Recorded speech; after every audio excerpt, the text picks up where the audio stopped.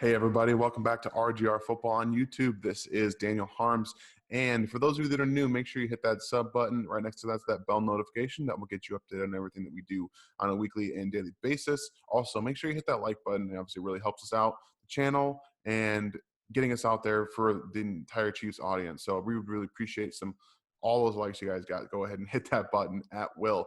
So obviously the Chiefs dismantled the Baltimore Ravens on Monday night, and I can't wait to get to the film, but I just want to kind of put an image in your guys' head. Patrick Mahomes came into Baltimore as, Herman Boone, essentially. You guys remember the clip from remember the Titans where they're getting on the bus and he's talking to Gary Bertier, and he was like, you got your buddies on the team and you got your daddy. Now you know who your daddy is.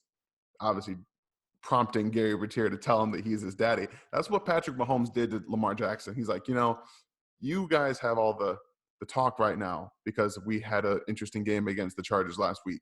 We came into Baltimore, and now, you got Lamar Jackson's 0-3 head-to-head with Patrick Mahomes.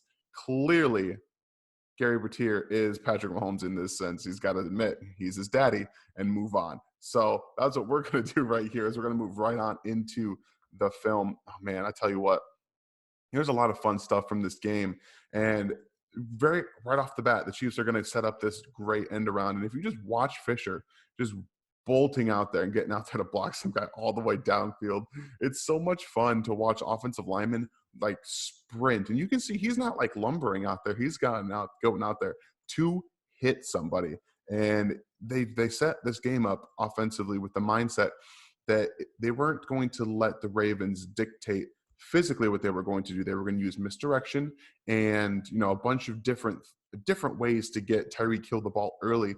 That way they can set up a lot of things later with his movement and his, orbit motions, his end around motions, lining him up in the backfield.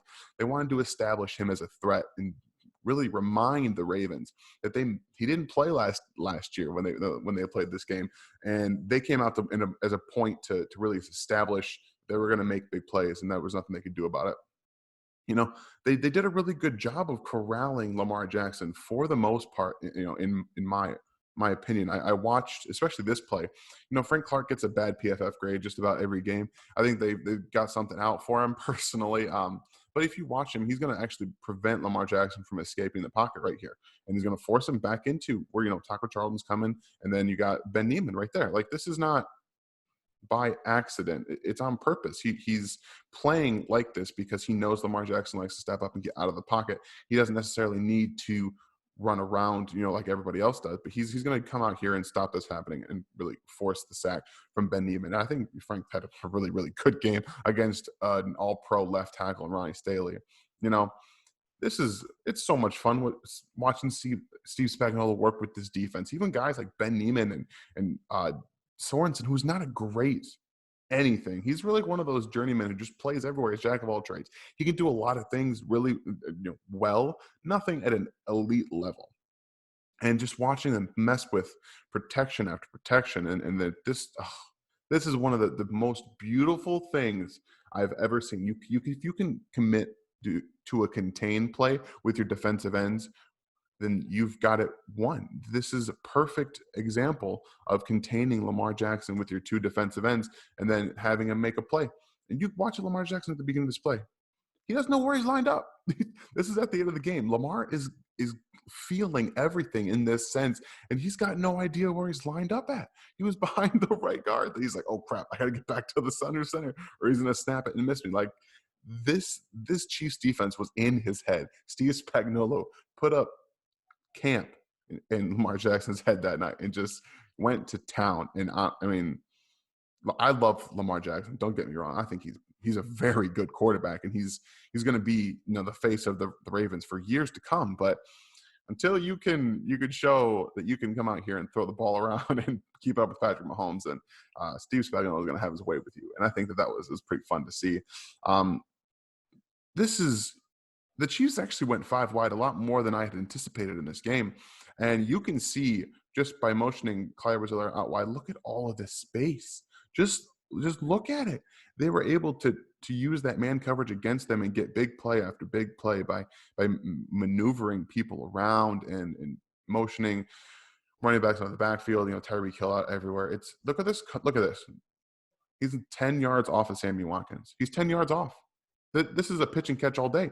All he has to do is run just a little slant inside. It's going to be nearly a 10-yard gain every time. Like you can't be doing that kind of stuff with the weapons the Chiefs have. And then, of course, we'll finish this off with Chris Jones just doing what he does, attacking a gap, getting to Lamar Jackson, forcing a fumble. Like, you love to see this kind of stuff from Chris Jones, who's, he got his payday, and he's just so fast into the gap. And I want you to just notice this really quickly. He's lined up on the left tackle. He's going to shoot here. This is a really hard block for a left guard to get into here and take over, especially because he's going to assume that he's got some help from Stanley's arm, but he doesn't have it just because he's got to worry about Dan on the outside. He just blows past him and gets that strip sack. And that's just so much fun to watch. So we're going to go ahead and jump into the real breakdown here.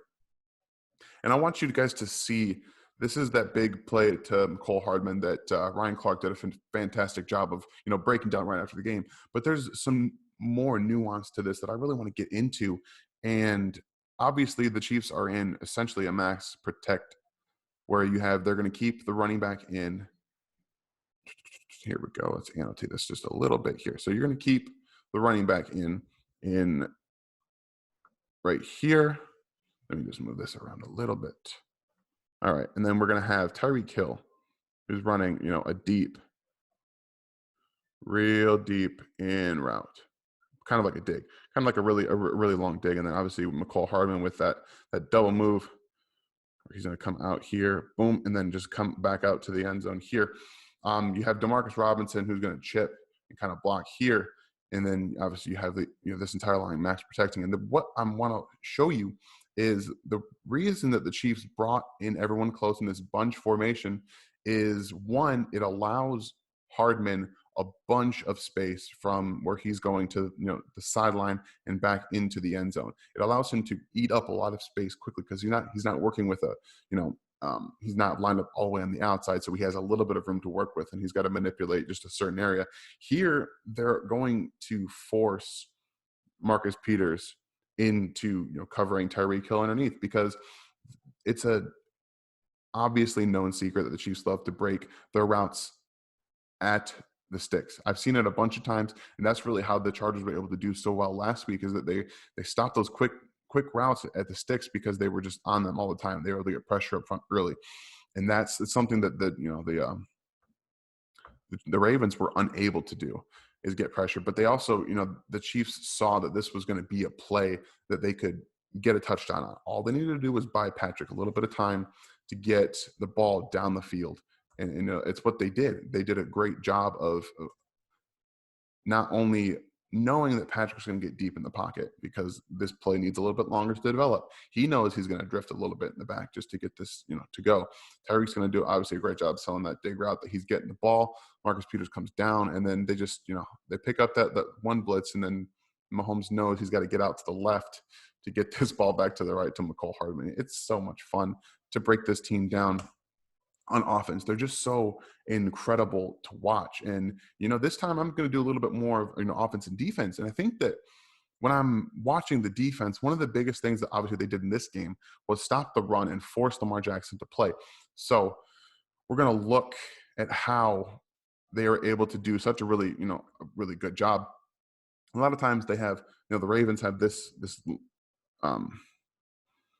tight end who's essentially lined up as a fullback, is going to come and they're going to act like he's lead blocking through this hole. And Dana is going to set the edge here, and he's not going to get blocked. So he's going to be there by himself. And you're going to have Chris Jones essentially on this. They're going to shift this way. So he's going to have the tackle. He's going to stand him up. And then Pinnell is going to do a really good job of fighting across into this gap and be double teamed, which is open. Then you have, Matthew coming off the end here. Taco's coming right here into this gap, right here. So he's coming right here, and that's going to open up this giant A gap for Hitchens and Willie Gay. And I want you guys just to watch in slow motion what happens and how this Chiefs defense is so much better when they read and react just to what it is, what they're seeing up front, and the ability that the linebackers to get in this hole and make um, Mark Ingram to make a decision. And that's what they do. They force him into a position where he doesn't necessarily want to be in. And that's the whole point of this entire clip here. They're not going to bounce this play out. Adding Matthew to the end here is it's really smart because it forces, like I said, this guard here on tackle who's going outside as well, and they can't get to the outside here, and they can't get to the outside here. You've got Dana on a free run here, Matthew on the outside, tackle here, two linebackers coming to this A gap, and then obviously Pinnell does a great job of not getting moved too much. Jones stands up that tackle, and he's able to make a play for 1 yard gain on this play. I think that Hitchens had a much better game than he's had in the past, and seeing Willie Gay at will when they were in base is a really, it's a really good thing going forward because we all thought that he was going to be Will anyway. And then you have Wilson who's got the body and play style to play that Sam linebacker role. So I'm a big fan of it, and I think that getting him more on the defense just is going to help his progress along. Oh, here's the Tyreek Hill touchdown. Now, this is one, you have Anthony Sherman in the backfield, inline tight end with Travis Kelce here. And the Chiefs know that the Ravens are in man coverage. So you've got press coverage on Tyreek Hill. This linebacker here, one-on-one with the fullback. Now, Tyreek's going to run an angle route, but a reverse angle. So he's going to be necessarily almost like a inverted corner. He's going to come at this linebacker, and then he's going to break upfield. That's a really terrible drawing. My apologies. So let's just watch it in slow motion first. Did I get this? There we go. So here's what I'm talking about. He runs at that linebacker because he's coming across to get to Anthony Sherman out of the backfield. And that's really where they create all of these problems, is because watch, like I said, he's going to rub against this linebacker coming around, and that's going to do two things. It's going to make a pick play for Anthony Sherman in the flat if he needs to, but it's also going to get him free, and it allows him right there to create all of this gap, this space. Peters is now on his, he's on his teammate.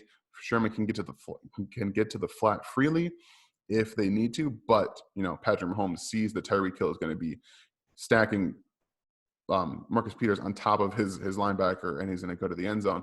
And now we have a problem. One of the biggest problems with playing this type of man coverage where you're off on this side and you're pressed on this side and you're allowing Tyreek to do what he wants to, is that Sammy Watkins is running a deep dig route. So he's running 10, 15 yards down the field and in. If he shades to Tyreek Hill's side because they're playing man coverage, this is almost a touchdown for Sammy Watkins. So he can't do anything. He's stuck in the middle while this play develops because he's cleared for the end zone and Sammy's about to be cleared too. So there's nothing that they could do to this play to make it better for themselves. This is just a great drawn up play. It's exceptional usage of the linebacker there by Tyreek Hill to get open. And then obviously the perfect over-the-shoulder throw from Patrick Mahomes. You can't draw it up any better. You can't execute it any better than that. You see the defense, and then you just go. We talked about Steve Spagnuolo a little earlier about his, ability to draw up blitzes. Tedrick Thompson, really what was seen as a failed safety in Seattle, has come in, and I thought he played exceptionally well against the Ravens. And, he was able to be used all over the field and blitzing on everywhere. So what he's able to do here is create some issues with offensive lineman protections in empty. And you're going to have Taco Charlton coming. You're going to have, Frank Clark coming here. And then you have blitzes here. You got Chris Jones picking wherever he wants to go, here or here. And then you have Ben Neiman coming. Obviously, you've got K-Pass on the end there.